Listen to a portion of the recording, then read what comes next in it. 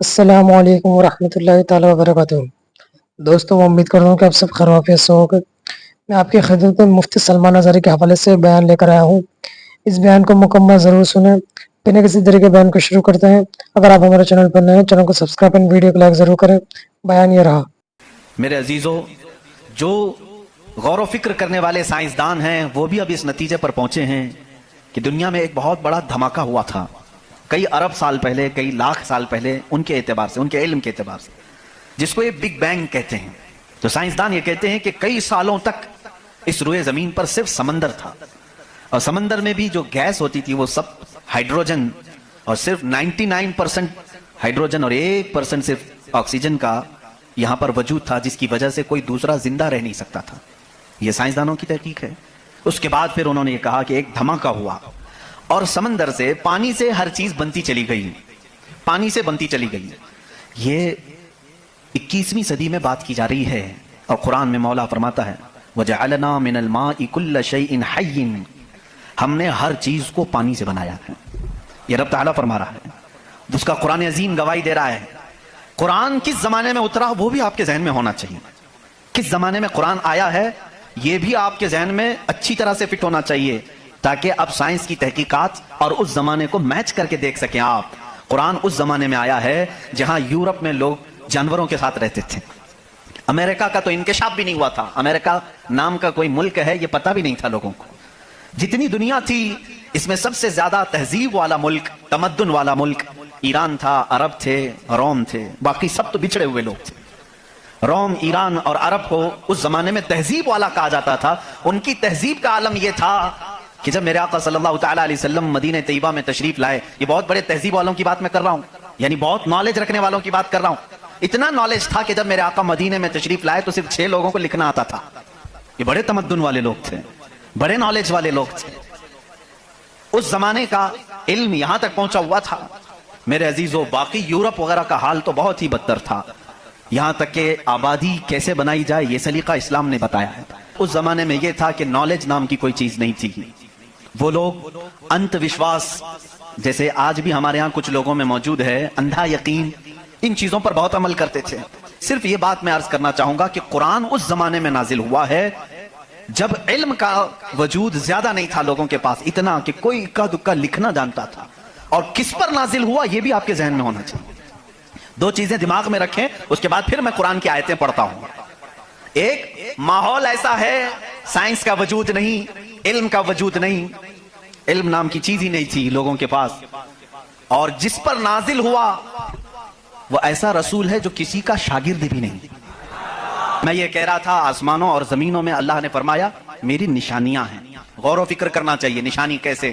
پوری دنیا کے بہت ترقی یافتہ سائنس سے میرا یہ چیلنج ہے، میری یہ بات کا یہ چیلنج ہے، بہت تم نے ترقی کی، لیکن ایک ایسی چھت بنا کر کے دکھاؤ جس کا کوئی پلر نہ ہو، ہوا میں چھت قائم کر کے دکھاؤ، اور وہ بھی اتنی موٹی ہونی چاہیے، اتنی موٹی کہ جس کے بارے میں حضور اکرم صلی اللہ علیہ وسلم نے فرمایا کہ اس کی موٹائی 500 سال اگر کوئی گھوڑا دوڑے تو طے نہ ہو پائے، وہ آسمان کی موٹائی۔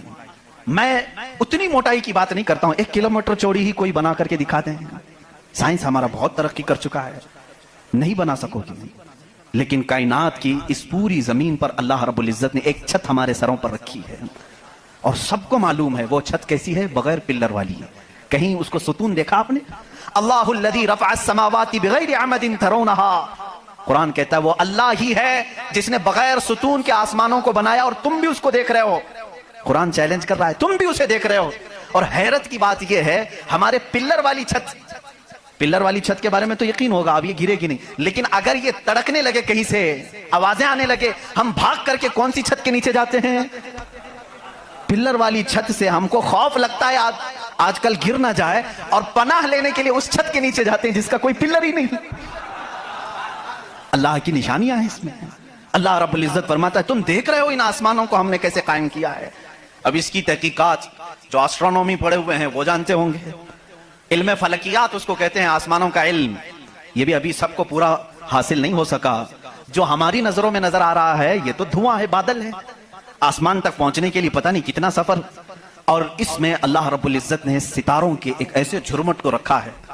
आसमान कितना चौड़ा है, कितना लंबा है, गैस कर सकते हैं हम? कभी गैस करेंगे आप? मैं सिर्फ एक हिसाब बताता हूं। उस आसमान में अल्लाह ताला फरमाता है कुल्लुन फी फलकिन यस्बहून, सूरज, चांद, जितने भी गैलेक्सी के स्टार्स हैं, तारे हैं, ये सब आसमान में तैर रहे हैं। अल्लाह फरमा रहा है, सूरह यासीन की आयत है, ये सब आसमान में तैर रहे हैं, लटक रहे हैं। अच्छा, जिस पर लटक रहे हैं जाहिर सी बात है वो बड़ा होना चाहिए। अब वो कितना बड़ा होगा? वो छत की चादर कितनी बड़ी जिस पे सूरज भी लटक रहा है, चांद भी लटक रहा है। हमने साइज पूछा साइंसदानों से, साइज पूछा कि ये कितने बड़े बड़े हैं जो आसमान में लटक रहे हैं, तो उन्होंने कहा सबसे करीब जो हमारा सितारा है, सैयारा है, जमीन से जो सबसे करीब सैयारा है वो चांद है। और सूरज का क्या हाल है?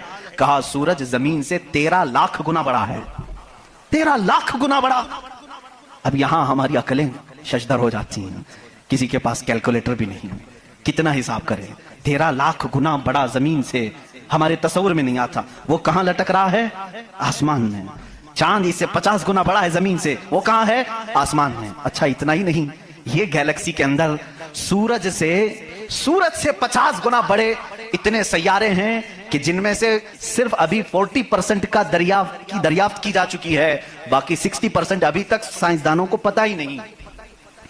सूरज से 50 गुना बड़े सैयारे और मौजूद हैं। पूछा ये सब कहां है? ये भी आसमान में है। इसीलिए मेरे मौला ने फरमाया बेशक आसमानों की पैदाइश में उसकी बड़ी निशानियां हैं। अब मेरे अजीजों, आओ, तुम्हें अपने घर की छत डालने के लिए कितने दिन लगते हैं, कितने वर्कर लगते हैं, कितने मजदूर लगते हैं, क्या क्या इसके लिए सामान लगते हैं, ये सब तुम्हें मालूम है जिन्होंने छतें डाली। अब इतनी बड़ी छत जिसने कायम की है, जिसमें लाखों गुना बड़ा जमीन से सूरज भी है, चांद भी है, गैलेक्सी के और स्टार्स हैं, वो खुदा फरमा रहा है आसमान को, जमीन को किस तरह से उसने बनाया। कुरान में है सिर्फ 6 दिन में इन दोनों की पैदाइश हुई, उससे भी बल्कि अल्लाह ताला फरमाता वजअलल अर्द फी यौमैन, अल्लाह ने जमीन को 2 दिन में पैदा फरमाया, आसमान को। और इसमें जितनी सजावट है, सजावट क्या है? ये पूरे समंदर को रब फरमा रहा है वो जमीन की जीनत है, जितने दरख्त हैं वो जमीन की जीनत हैं। और आसमान की जीनत क्या है? चांद है, सूरज है, सितारे हैं। ये सब 4 दिन में बने, कुल 6 दिन में इनकी पैदाइश हुई है।